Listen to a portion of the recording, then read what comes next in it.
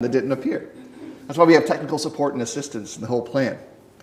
All right. So again, if we recapture that idea as evil being what grows in the absence of all that is good, and when God is stripped away, because God is now equivalent to our mindset of what is good,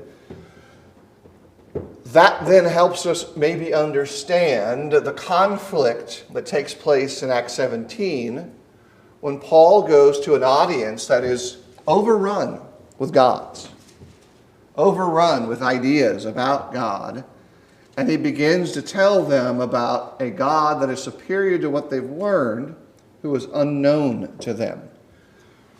That's a bit of a preamble, though, to get us into this context of trying to think about a worldview, a perspective, an idea, a concept that's a little bit larger than what we have before, because the scope of extra gods present in the world that Paul preaches to is wider than maybe we're accustomed to. We often have to deal with individuals who have misunderstandings about God.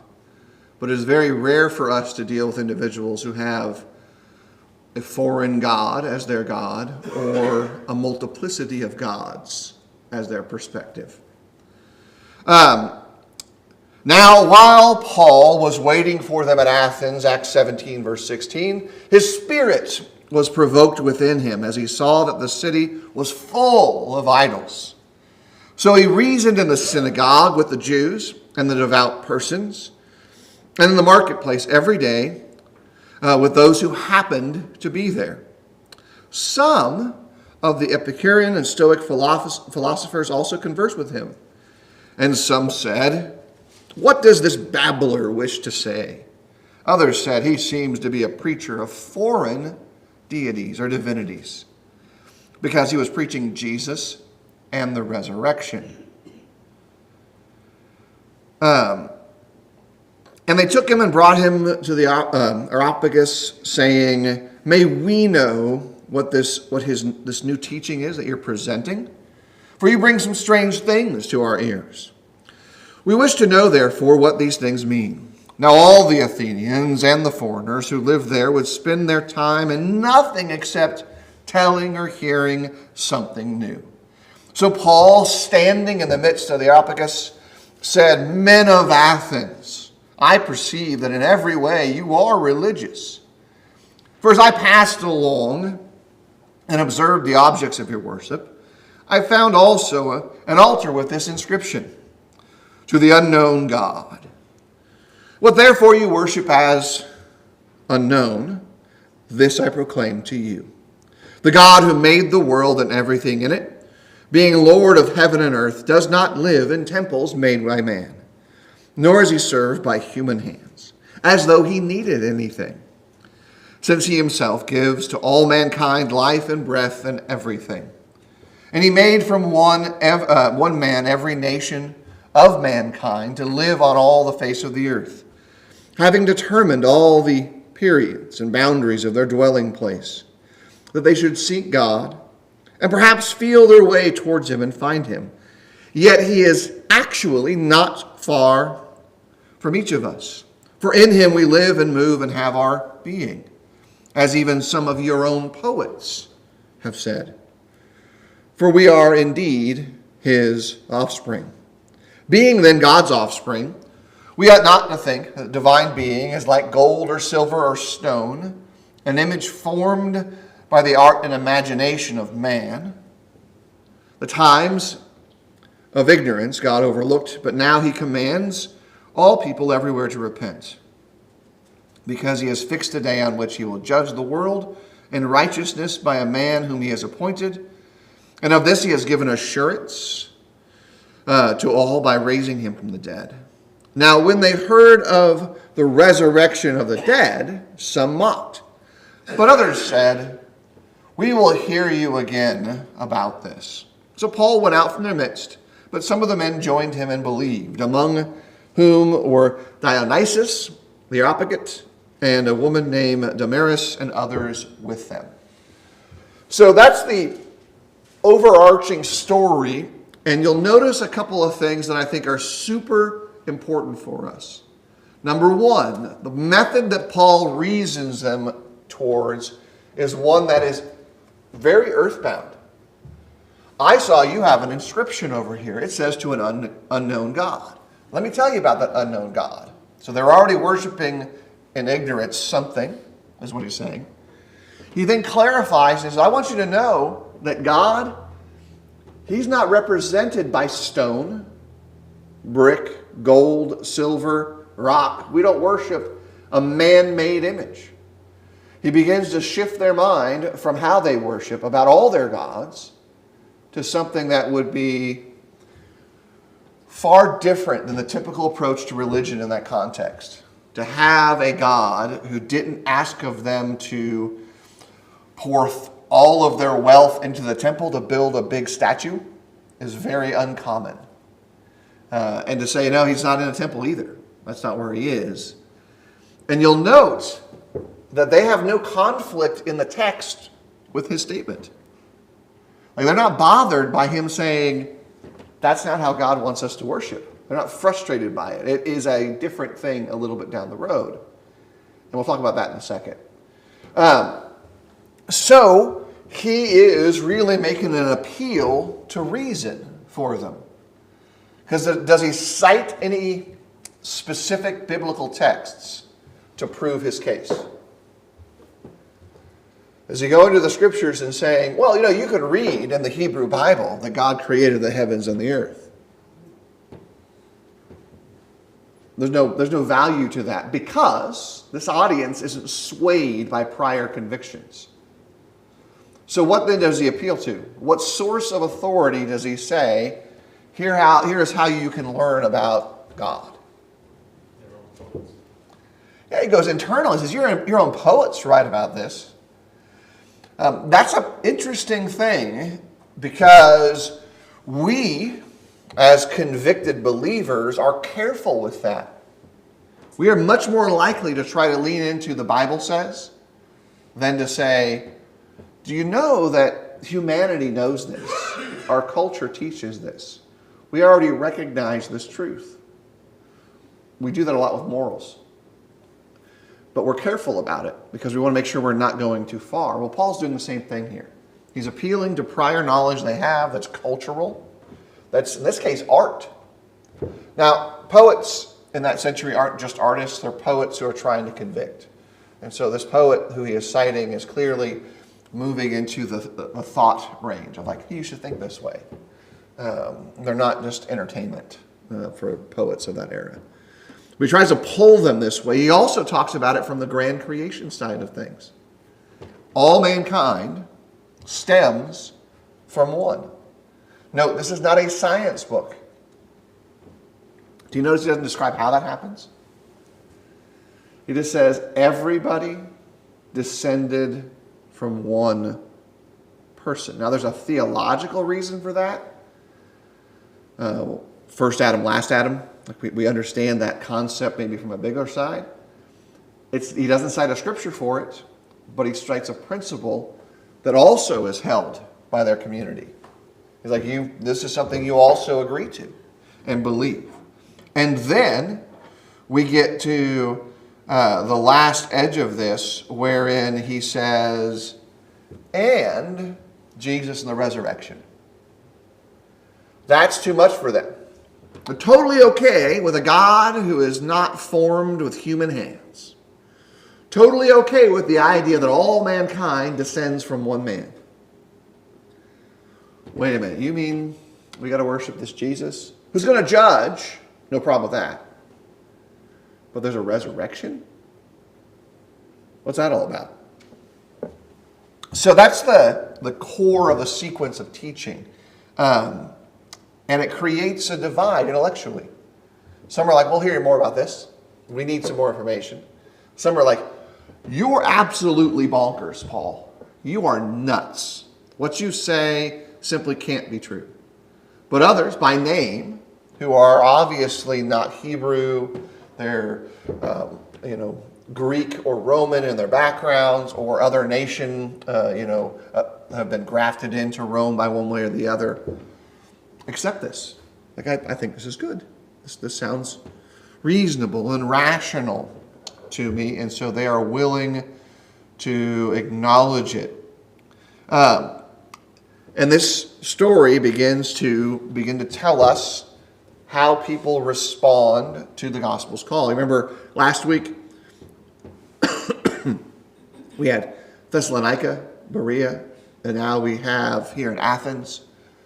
We're going to get 3 different types of response in those settings: rejection, acceptance, and division.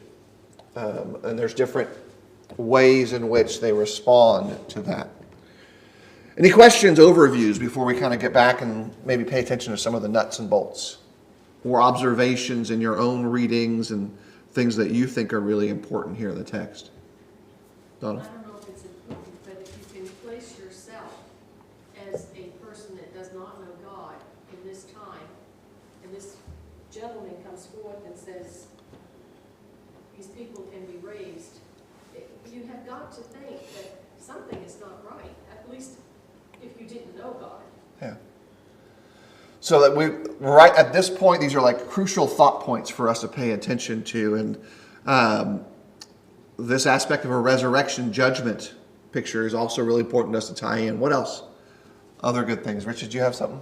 Yeah, as far as just an overarching, this is a really good section of verses to think about when we're discussing God with someone, we're discussing Jesus, to approach them at where they're at and then work from up there. And we had another example earlier, I guess, with the Ethiopian eunuch, right? So it's just another example of understanding where folks are at in their spiritual investigation and coming at them at some different angles rather than hitting them over the head with the Bible. You get to have a conversation with them and then work from there. What do you think about the part in the text where it says they took him to the Areopagus? What does that kind of signal to you based on prior times Paul gets taken somewhere? This is some level of formal, you're in trouble, Paul. The Areopagus isn't just a free-flowing place of ideas. It is, to a certain degree, a court. There is a level of censure there. And I was doing some digging around, and I realized and learned that Socrates, he was executed, same time frame, same culture, same context, on the grounds that he rejected the gods who were the guardians of the state, and he himself was introducing new deities. So in the culture of this community, Paul suggesting a God from the outside and coming in is of a vicious type of crime that the death penalty is an option. And Paul, for all of Pauline reasons, making the statement, you worship an unknown God, I'm just telling you who that is, isn't just sophistry. Like he's using that as a, hey, I found this great illustration in life and I'm going to use it in my sermon. He's also making an appeal to their reason and saying, look, you already worship unknown gods. I'm just telling you what you don't know. This is not a foreign God. This is the God. And he's trying to make an appeal in this regard. But make no mistake, this is not just an academic dialogue. This is a serious conversation about matters concerning life and death. And Paul's life is on the line in the biggest sense, because it seems like they don't take him seriously. They're like, you're not a smart man. You're just kind of some lunatic. You're not really an intellectual at all. You're not one of us. You're not smart like we are. And you can see that in the way that they treat him. And they kind of are quite dismissive of him. And the entire thing has the shape and feel of Paul's at court. He is at not so much a criminal court, but it has the ability to move to criminal charges. This court doesn't really have that true authority to sentence someone, and certainly not a Roman citizen. And I don't disagree with any of that. I think that we can see a type of court when we're having conversations with people, because there are people out there who have, we'll just say they have a sense of a higher intellectual plane when we're talking about things about spiritual nature. And so they tend to judge you by the way that you bring the course of God's logic. And so you have to be able to, lack of a better word, be able to spar with them on their level, with helping them to understand where you're coming from, where God's coming from, versus where they're at. So it's an interesting and sometimes difficult process. Yeah, there is a sense of now in everyone's life, that now is our smartest time, and now is our wisest time. When in particular context, we have to recognize that now is only mostly different from before because of air conditioning and refrigeration. Like, Plumbing. Plumbing's been around for a while. We got good plumbing that's aided by refrigeration and air conditioning. You take those two things away, and I say AC as both hot and cold, how much different are we than those who were 300 years ago on an individual level? I argue that they're better off because they know how to deal with it than we are. They have the skills, reasonable understanding to work with the creation in ways that we just don't have. How many of us are going to starve without refrigeration? Some of us will be like, I'm good. The rest of us are like, I'm going to find some friends who have some skills and do some learning, right? Learn how to can and jar things and do all the skills that we used to have as a community. So there's not that much different between the nature of man. Now, if you talk to someone today and they're like, oh, no, we know things now. We've got this all figured out. And they're no different than these professed Epicureans and Stoics who have all this stuff figured out. And so Paul's dismissal there is nothing different than what we sometimes get to, especially if you begin to talk about the spiritual realm and the devil being real. Oh, I don't know. The devil's not real. There's not truly evil in the world. They're just people who make bad decisions. That's a way in which the same dialogue takes place. So we begin to kind of parse through, to a degree, there's a few things actually on trial in this setting. And I'm going to offer that the first one is one that I think we all can agree with. That on trial isn't just Paul for preaching Jesus and the resurrection, absolutely is. It's the question of tolerance and truth. Academically, from a standpoint of reading of the Bible and acceptance of its facts, we would probably quickly agree that what Paul preaches is truth. When he preaches about Jesus and the resurrection, no problem with it. And yet, this is in a culture that should tolerate it, but he's not being tolerated because he's preaching Jesus and the resurrection. And that's counter to their worldview. Is that something that we deal with all the time in life today? Preaching Jesus in a community that calls itself tolerant, and we feel like, maybe you're not tolerating me. And even our application of tolerance is hard to figure out, because what do we tolerate in kind of in conflict with our values, principles, and ideals? So this is in a culture that publicly regarding religion idolizes religion literally. We do that in America too. Do we have our own idols? What are American idols? Things that we idolize as if they are religion. Oh, absolutely. We are good at idolizing cash, right? Right behind that is power. Oh, power. Is the flag an idol for an American? Yes, it should be. Like, you think about it. Think about what the idea of the flag is different than the flag itself. What's a flag made out of? Some cloth? Is cloth special? No, but we treat it special. We create a special setting for ourselves. And we have to remember and remind ourselves, are we Americans or are we Christians? Which one will you give up? If I am required to give up the flag for heaven, I will step on it if that's what I need to do. And is that hard? I can't do that. Look, I pledge allegiance every week. You know, I've got Boy Scout business going on. The principles of the flag are dear to me.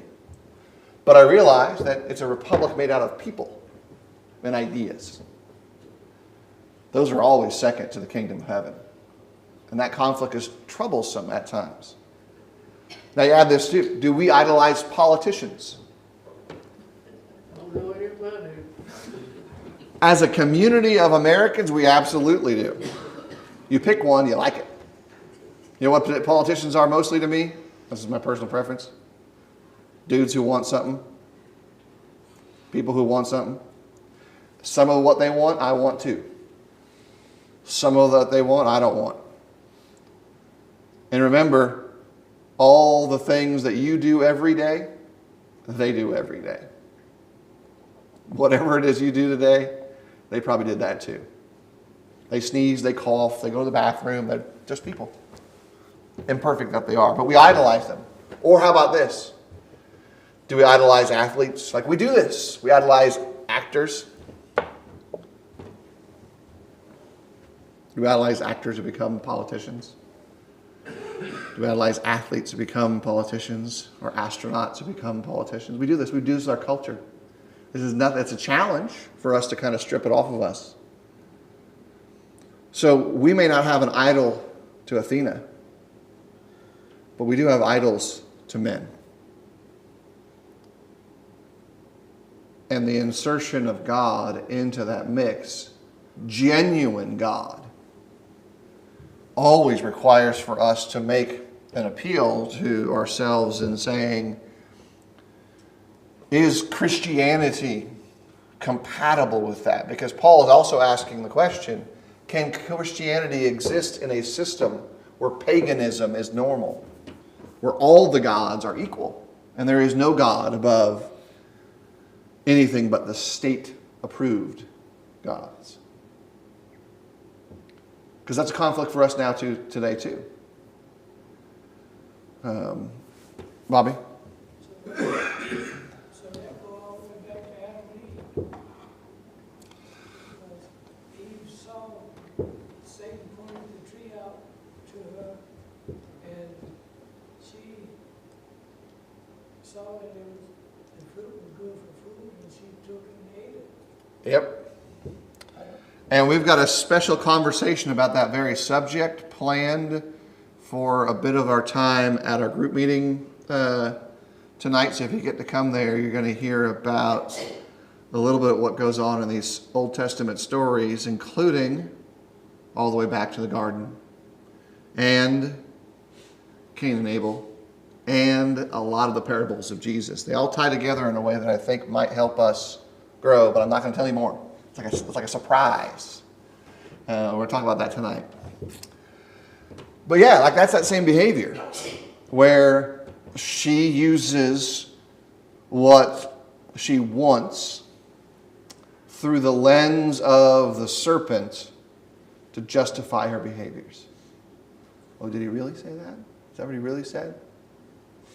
Did he say that he'll die? So we get to think about that, especially in light of this. I'll also add this. I think there's something that we may not catch.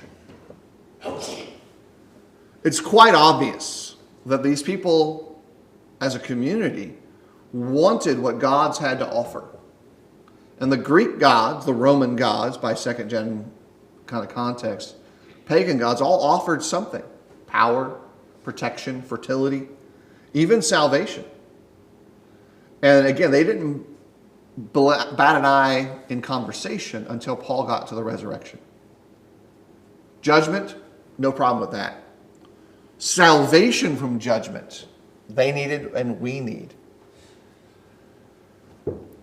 But they struggled with what it would mean in the application of the resurrection as deliverance from this world to the next. Because resurrection is just that. That is that transformative moment when the dead are made alive and rise to be get together with Christ. It's a very non-Greek Roman worldview to have much beyond the present tense. The realm of the dead and the passing of humanity into the afterlife in the Roman and Greek sense is not how we would picture God's plans for humanity. It's very different. And so this was a struggle for them. Much like we've already discussed, is that a struggle for people today to figure out what life is like beyond the grave? Bobby? When I was young, I used to hear people say, when you're dead, you're done. So they didn't understand, didn't say anything about the second life. Yep. Most folks encounter a moment in life where someone around them believes or espouses the idea that when we die, we're no different than when the animal dies. That's something that we all, maybe we process ourselves. We think, am I any different than this creature that I raised that now is dead? Like we think about these things. We've got to be aware of it in a way that helps us process that potentiality of what's beyond here. Because today's world, even amongst professed believers, has a very broken view of a world beyond this one. In part because of our arrogance and our perceptions and our ideas. Let me say this on an application side. Fundamentally, we have got to understand that, like Paul seems to really grasp, we are called to preach truth. And the world that he was surrounded by was absolutely willing to bow to the idol of whomever. Whenever you bow to an idol, whether it is a false god, ignorance, or tolerance, you give that power over yourself. And so if you want to choose how you see heaven, remind yourself every day you're choosing an idol and who you bow to worship. Do you worship, like we talked about, money, power, privilege, position? You may get that, but you're not going to get what could be yours as part of the kingdom of heaven. Secondly, in application space, remember this. The goal is not to make sure you win the argument. You could win an argument but lose a friend, right?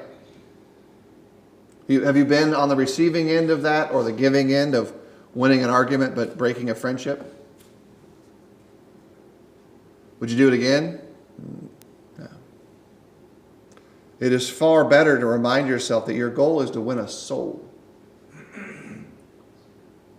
That's tough. Because winning a soul may mean you willingly lose an argument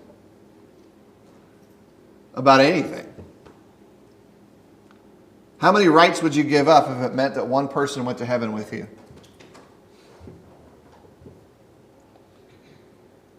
How much of your fortune, or misfortune, if you're going to be like all of us, would you give up to bring one more person to Christ?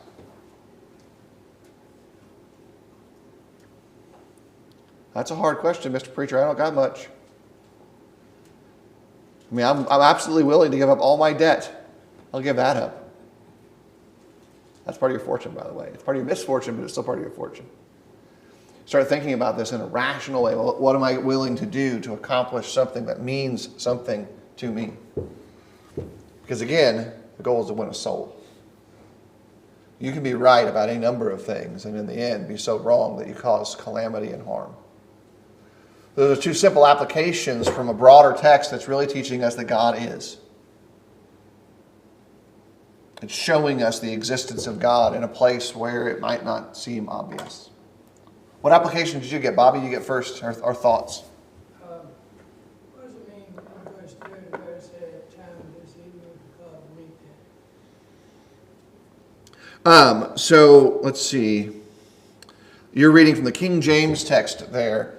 if I'm right. You've got the King James Bible. And so that's a language translation aspect of how the words change over time. And in the preface to the original King James, there's a little note that reminds us that the translators of that translation were excited to look forward to translations coming in the future that were even more accurate than that one. And language changes. So when it says he winked at them, or he wasn't, in this case, in the ESV, it says it, in the past, God overlooked such ignorance, is how it's rendered in some texts. It means that God had been patient, waiting for the time for Jesus to arrive. When judgment comes, ignorance is no longer excuse. And so the metaphor of being winked at is the same as our simple word overlooked, as in he allowed it to continue, knowing that it's going to be called into judgment in the future. And so it's just a word play that would have been used both 1600s and, in the case of the more modern translations that are King James, like 1800s. That's all it's really inferring or implying, that this is a temporary situation. Anything else? Lots of room there, lots of possibilities. For your own applications or perspectives. We got about 5 minutes, and so it's time for our asking of questions. What do you like? Oh, before I get there. Probably, we have a different idea today of ignorance than what this was used as. We look at it as just totally uneducated or not a smart person. Yeah. And it is uneducated in a way. It's just not being taught something. I don't think in that case there it had the hard edge that we put on ignorance. Yeah. I think that the concept underneath here is that you cannot continue to act in a world where you think God doesn't exist. The ignorance specifically is not knowing or not acknowledging or not recognizing Yahweh, Elohim, Jehovah as God. Like, it's not specific to a moral behavior. It's general to the existence of God and His Son. So that's the more pointed application of that concept. Anything here you like a lot that's super special to you in the verses here? And as always, you can say, I didn't like this part. Those are fair, equal questions. Rich? So we have verse 16. So Paul's hanging around the city, and just witnessing what he's witnessing, his spirit is provoked. I guess that's interesting to me. I'm just wondering if we can be provoked as well, kind of in a similar situation. At least provoked in the fact that we should probably either stand up more for God or help people understand that a little bit more. Yeah. Keep in mind that this is not written in a way that's similar to the Spirit moving within Paul. This is talking more, it seems like, the way Luke has written it, that he himself has a rising response to the proliferation of idols in Athens. There are so many of them there. Paul's a Roman citizen by birth, so he's been around idolatry all of his life, of all the kinds. Even in Jerusalem in the time of Jesus, this is a Roman province with Roman rulership.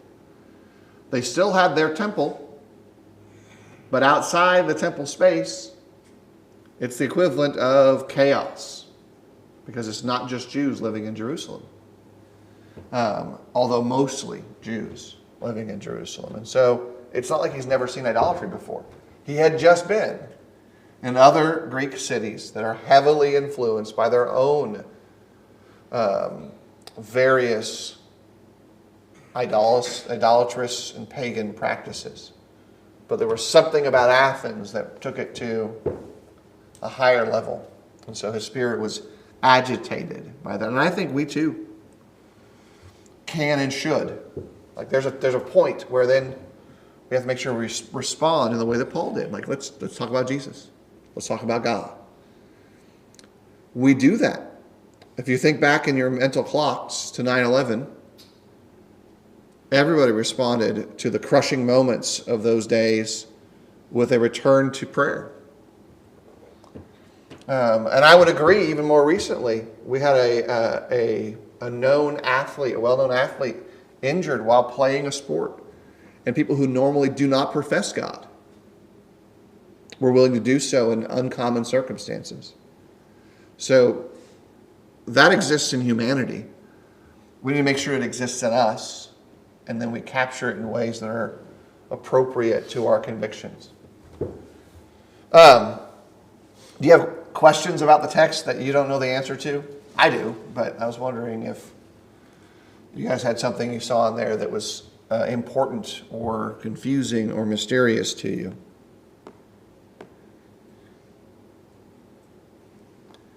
I do have a big question in some ways. There's suggestions as to where he has some of his sources for his, like, who are these poets, and they always have like maybe this guy, maybe that guy. I'm curious if a connection can be made between the communities that would have adhered to some of these poets' teachings, because the poets tended to leave cultural communities, and those who eventually joined Paul. Like, how deep was the root of this ideology concerning the presence of a God that they didn't know? And how did Paul track that down? And that was my other one. Like, how did Paul know that? Was it by inspiration or perspiration? Had he read it before in his studies, or did God reveal it to him? Don't know. It's a mystery to me. Somebody knows, but I don't. Do we learn anything about God from this? Or Jesus? Based on your explanation of him being pulled into this crowd to speak, I see some protection by God. Yeah. God is somehow moving men behind the central stage of the chessboard of Paul's life. He is certainly no king. I wouldn't say he's a pawn, but he's on the chessboard. And things are moving around him at times that protect him and provide for him. And they seem to funnel him to his eventual destination. I'll add this. I noticed this in the text, that this is a skill-building opportunity for Paul. How often do we now see him defending his faith in what amounts to a formal trial? Like, this becomes a very regular thing for him. To where eventually he is in the highest courts of his community to defend what he believes, not to defend his behavior. So I think there's some value there too. Clock says it's time, so we have to give up here. We'll be back into the text next Sunday morning. Thanks, everybody.